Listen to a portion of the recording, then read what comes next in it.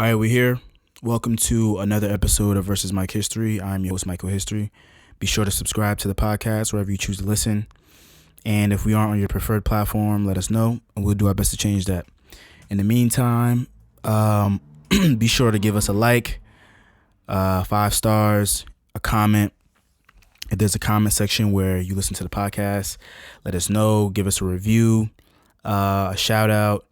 Let us know what we need to improve on. Anything like that. I just set up the Patreon page for the podcast. There will be 2 tiers on there. I'll be providing exclusive content and early releases for content that I plan to put out. If you have the means to support, it will be highly appreciated. So anything like that will be highly appreciated. I just want to get this off my chest before we get started into like everything that's come out. If you're in a house, make sure you're staying productive. Make sure you're drinking water, you meditate, you washing your hands, and you doing everything to fight this thing, man, because it sucks. But it's the reality of the world that we're living in right now. To the people who are out on the front line, going to work every day, shout out to you. Shout out to you for being brave enough to get out the house and make your money and going out there and putting yourself on the line to be susceptible to this virus. And, make sure you're staying safe. Make sure you're staying healthy. Do everything you can to, fight this thing. And I just wanted to give a shout out to those people because, it's rough out here. And everybody needs words of encouragement right now. Now, let's get to the shits. There has been a plethora of new music that's come out this past weekend. And there's a lot that's happened, actually. I was going to wait to record this episode until the middle of the week, how I did the last couple of episodes. But I kind of want to get back into the schedule of releasing this in the beginning of the week. So I decided to record today. And you'll be hearing this on Monday. So today is Sunday. So the new music that I've heard was the new Drake single, obviously, Tootsie Slide. I'm not a big fan of it. I get why he did it, but I'm just not a fan. Like, I don't have a TikTok.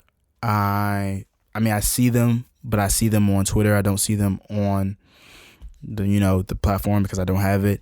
And they're cool, but like I said, I get why he did it. It's just not for me. It's not a bad song. It's not a great song. Like he's doing it for the streaming on the platform and yada yada yada, all the stuff that we don't really care about or need to hear. So it is what it is. I fuck with the video. The video was pretty dope. This crib is enormous. Like I can't even, like it's outstanding the level of success that you can reach. And you know what I mean? Like the first of all, the level of success that he's reached to be able to build a house like that from the ground up is outstanding. But yeah, no, the video was cool. The single, not so much. I mean, I can stand to hear it, but it's just not my cup of tea. Frank Ocean released a couple singles. He, Cayendo, and another one. I think it's titled, let me look it up because I got a list of songs in front of me. Yada, yada, yada. Oh, Dear April. Those songs are pretty cool. What will I say about those? I mean, they're pretty cool. I felt like Frank Ocean is in this weird place where like a lot of his songs are starting to sound similar. I don't know if it's because he has such a distinct voice or his melody is so distinct that like his songs start to blend together. But like, I don't know. I think that I like Frank Ocean as more of an album artist rather than a single artist because I feel like closer to, look, I'm all playing music. I feel like closer to the releases of his albums, he puts out more diverse and more versatile music, and that's kind of what I look out for when I listen to him, and not so much the Lucy's that he's put out as of recently. But it is what it is. And I am aware that he probably is gearing up for an album release since he was supposed to be headlining Coachella, which was pushed back because of the pandemic or whatever. But it is what it is. And these are acoustic records anyway, so it's not I didn't expect them to make the album, but he released them, so here I am covering them. There's a song by an artist, I believe it's pronounced Loner, featuring her. It's called Make the Most. It's a pretty dope R&B record. It's really dope. It's really, really dope. And I've just been listening to it for the past couple hours because I spent the earlier part of this day just catching up on new music.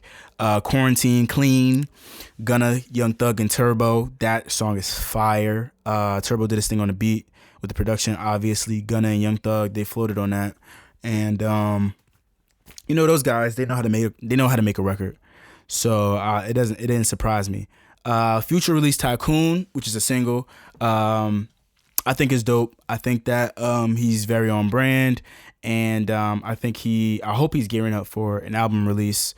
And I'm really enjoying the music that he's been putting out. Future is one thing I'll say about Future is that he is an extremely consistent artist.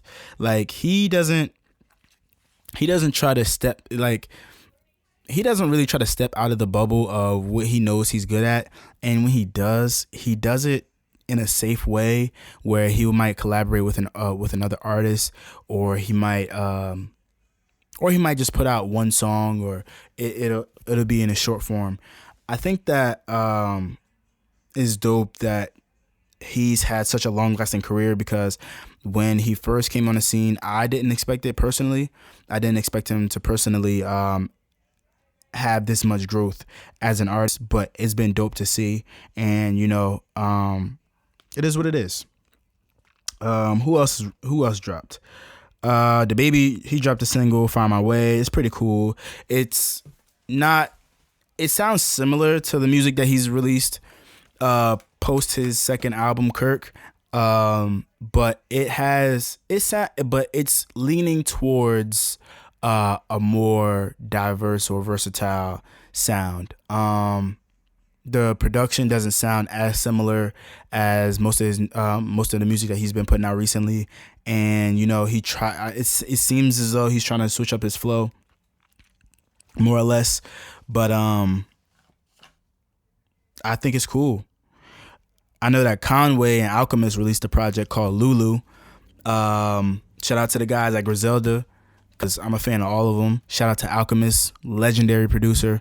I haven't gotten around to listening to the project yet, but I am very excited to check it out, because those guys, they don't really miss. And I'm surprised. I know that since this whole pandemic has hit, the numbers for streaming music have gone down, but it's actually very surprising that a lot of artists aren't releasing. I mean, I guess it makes sense from like business standpoint and from a label standpoint. Like the labels don't really want anybody to put anything out because they can't really promote it as well since nobody's really outside.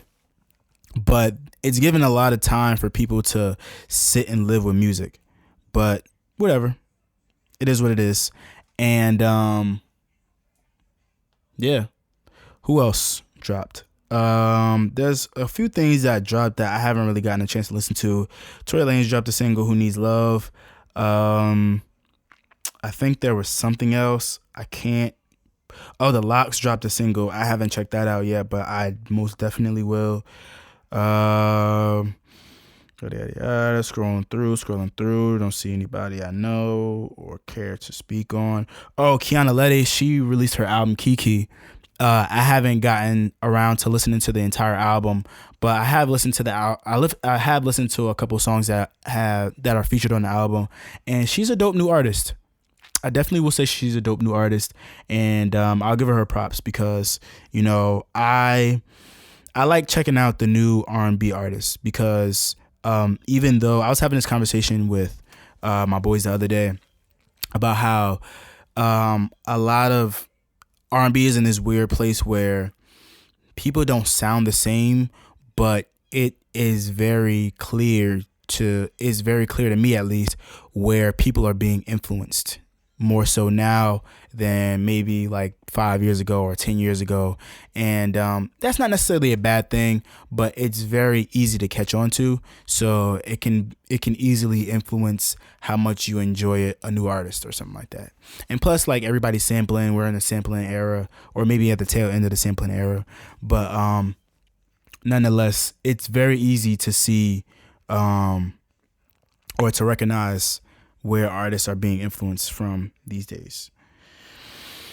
I think that's it for music. I'm gonna move on to TV. Am I gonna move on to TV? Nah, I'm gonna touch on these Instagram live battles first. So throughout this past week, there have been a couple Instagram live battles. I'll start with Scott Storch and Manny Fresh first.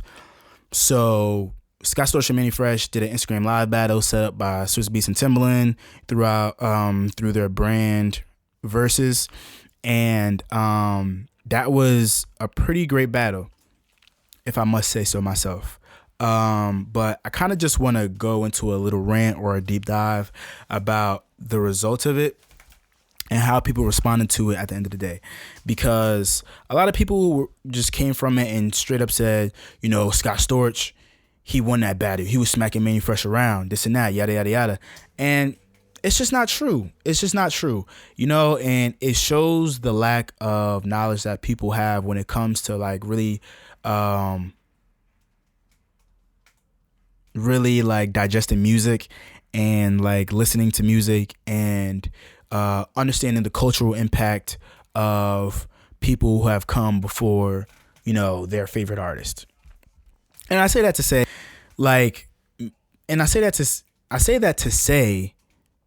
the reason I say that rather is because Scott Storch is not a bad producer by any means. The records that he played during the battle weren't bad by any means. They were all smashes. They were all songs that we all grew up with, or most of us grew up with, or songs that we all recognize rather, and are undeniable to the general ear. But it doesn't reflect the cultural impact that Manny Fresh has had in his city, in his state, in hip hop. And I think that it's worth mentioning that Manny Fresh is a full-blown producer, and he's created the sound for the entire Cash Money Records label. Without Manny Fresh, there would be no Cash Money, as Just Blaze said on Instagram Live a couple of days ago. That being said, and in addition to that, Scott Storch, a lot of the records that he played, he was co-producing. Like, he might have just added keys or 808s or hi-hats and stuff like that. And I'm not trying to take away from his talent or from his mind or anything like that. But, things count, and things need to be taken into consideration when we doing these Instagram live battles, because people will straight up say, oh, well, he produced this song for Beyonce, he produced this song for Usher, he just produced this song for Fat Joe, or, whatever. And like, it's like, well, he co-produced it. And Manny Fresh, he produced full-blown albums for multiple artists on Cash Money Records. Like, most of Juvenile's major smashes are produced by Manny Fresh and Manny Fresh alone. And, you have to give the man his flowers for that. And you have to recognize that when it comes down to these beat battles, because cultural impact is a huge thing. And people will assume that just because a song is a hit record, that that's all the cultural impact that it needs to show for. And that's just not true. But that's all I wanted to say. My personal opinion on it would sound like that I lean more towards Manny Fresh. And I'm not gonna lie and pretend to act like I'm the biggest Manny Fresh fan in the world, because I'm not. And I didn't grow up in the South. I grew up north, and most of the songs that Scott Storch played, I recognize more than the records that Manny Fresh played. However, I do understand the cultural impact that Manny Fresh has brought to the culture. And I don't play it at all. And I don't want it to be overlooked. And it just needs to be said. So, all in all, I think that it was more, I think that the battle was more so leaning towards a draw anyway. There were some moments where Manny Fresh played like mixes of songs rather than original songs or hits. And I think that kind of gave Scott Storch the leverage that people would say that he won. But it's neither here or there. It all comes down to opinion, like battle rap anyway. Who else? So last night I was tuned in on Instagram to T-Pain and Lil Jon, and man, I must say that was one for the books. That was one for the books. Like, these boys went back to back to back to back to back with bangers, straight slaps. Like, it was dope. Like, and it was dope to the point that these men, they didn't even play all of their hits. They didn't even play some. They have so many hits, so many slaps that they forgot to play certain records. And I think that is a beautiful testament to how far our culture has become and how talented these two artists are, and to this platform that Swizz and Tim have brought to us in this time of crisis. Because, like, these two brothers, and it was classy, man. It was classy and it was organized. And, like, it was love. It was all love. And it was a very dope moment. A lot of people tuned in. I think that the live topped out at about 254,000 people. And, it was fire. It was a pretty great moment. And, it is what it is. My personal opinion is that T-Pain won. I'm a sucker for the melodies. I'm a melody guy. I'm a keys guy. But Lil Jon is a legend. Lil Jon is a legend. Lil Jon is a legend. Like, his production credits go back decades. He produced songs that I didn't even know he produced. And, his cultural impact is... I'm tired of saying culture and versatility and diverse and yada, yada. So I don't want to stay on this topic of music for too long. I want to get in this TV stuff. But, these guys, man, like, it's crazy just to just be in the presence of these, like, mega stars and to see all of the things that they've produced over the course of their careers. And the new records that they played at the end of the battle, the Lil Jon Usher and Ludacris record was crazy. I don't understand why they've been sitting on that for 2 years. The two records that T-Pain played, oh my goodness.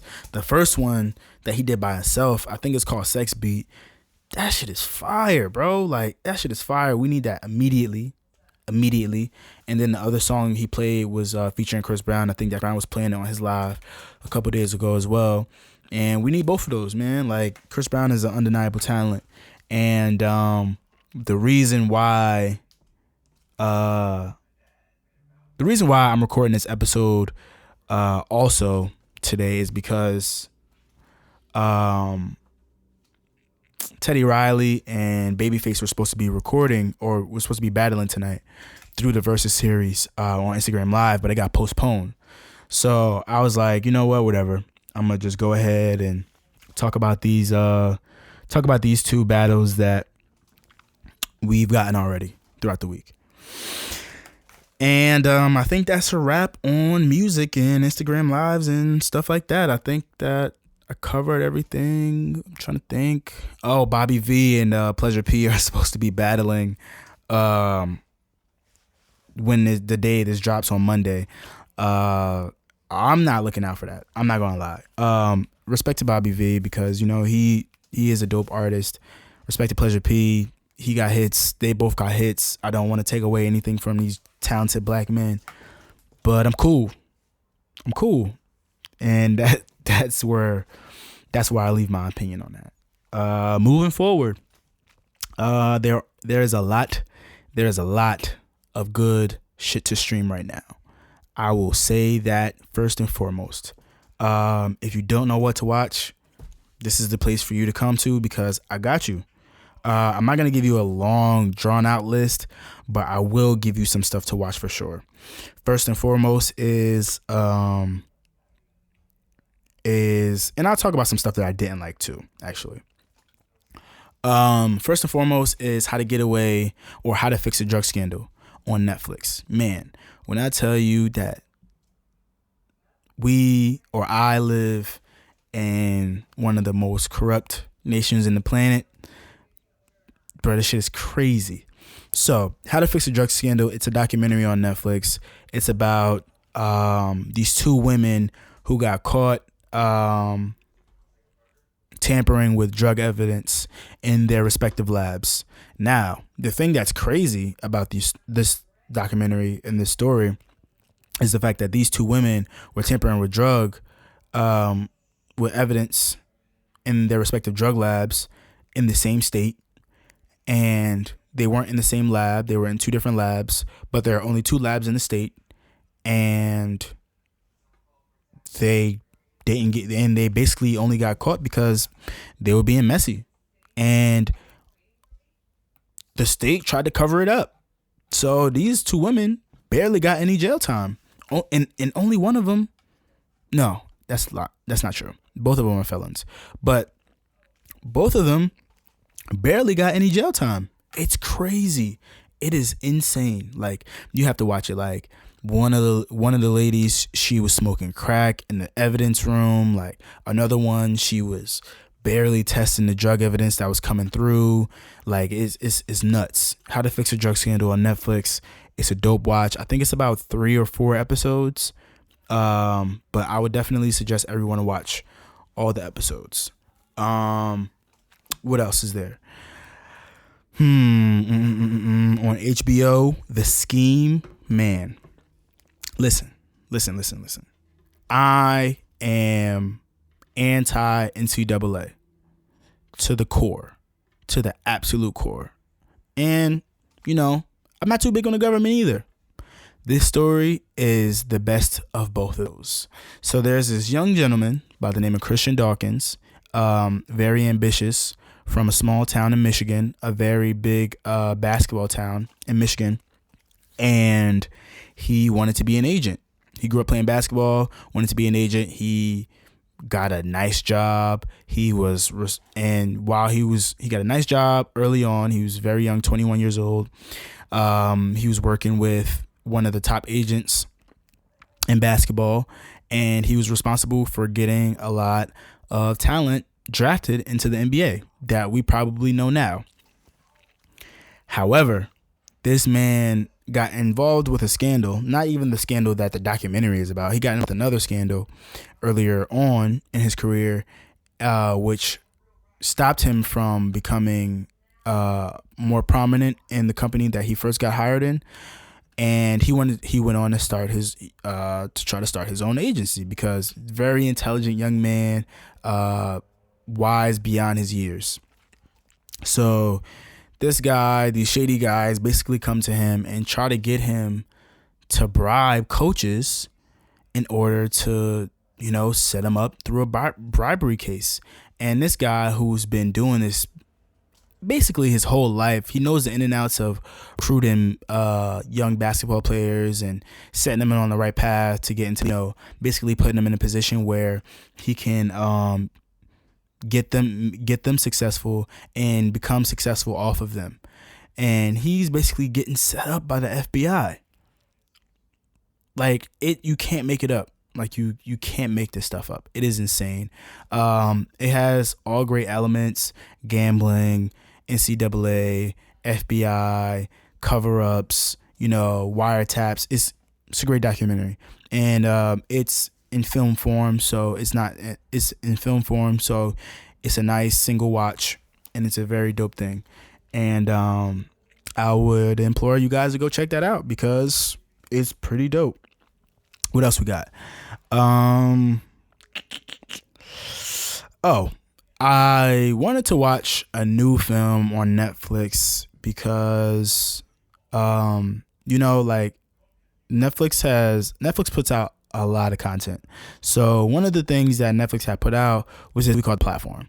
And I don't know if I saw somebody talking about it on Twitter, or like one of my friends was talking about it, but I saw it somewhere. Maybe I just saw it on the platform. Maybe I just saw it on Netflix, and I was like, you know what, I'll check this out. Regardless, I put the movie on, and it sucked. It sucked bad.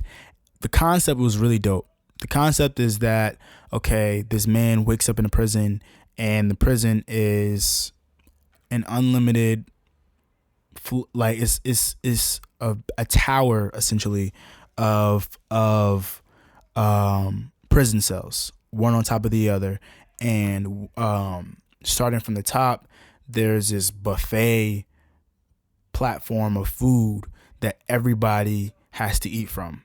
So the top platform gets to eat as much as they gets to eat all the food as it's presented to them, and then one by one it gets passed down to every floor.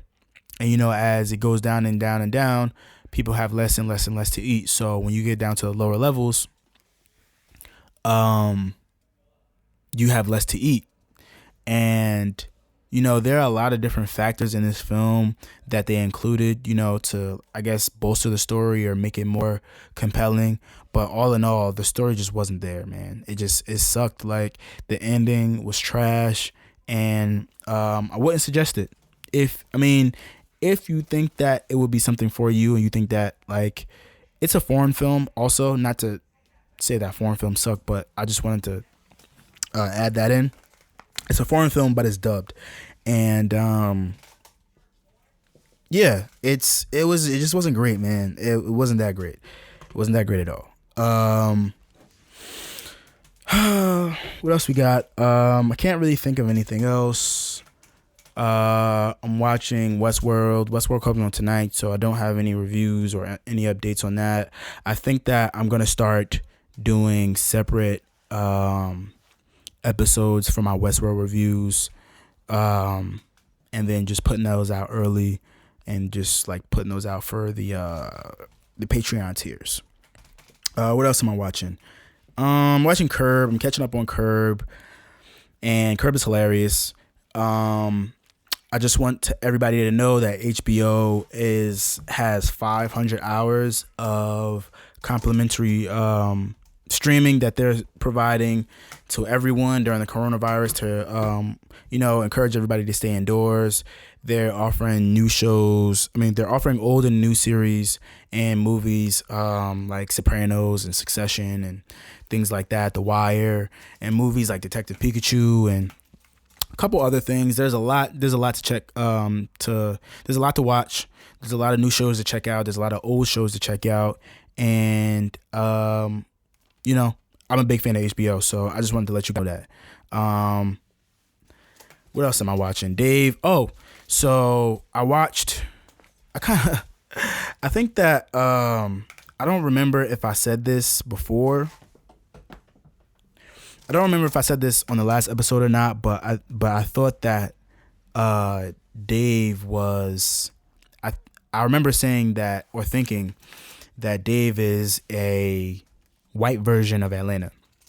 And I watched Atlanta last night, and I'm like, damn, yo, Atlanta really is. Dave really is just a white Atlanta, and it's not even like, and I don't really want to downplay it because it's not a bad show, but Atlanta's just like so much better at the same things that Dave tries to do. And it is what it is. Nevertheless, Dave is still a funny show. I watched the latest episode of it, and it was funny. It was an episode about him performing his first live show. He was opening up for Meek Mill, and it was like a flashback of him at camp with his older friends, and because he invited his older friends to the show, and yada yada yada. I don't want to ruin the episode for you. Go check it out. Dave on FX. It's on Hulu, or if you still got cable, FXX. And yeah, that is pretty much it. I think that I'm gonna go now. Remember, like, subscribe, comment. Oh, I just want to comment on a couple things that I want to watch moving forward. I think that I'm gonna come back next week and talk about these things.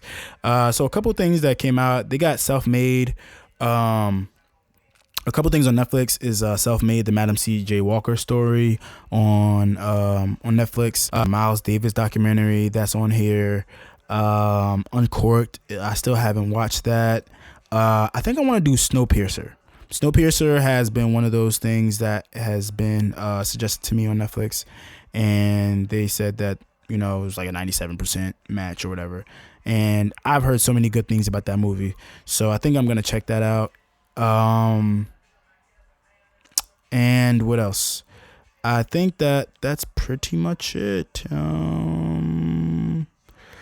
Yeah. So I'll be seeing you guys next week, and yeah. Peace.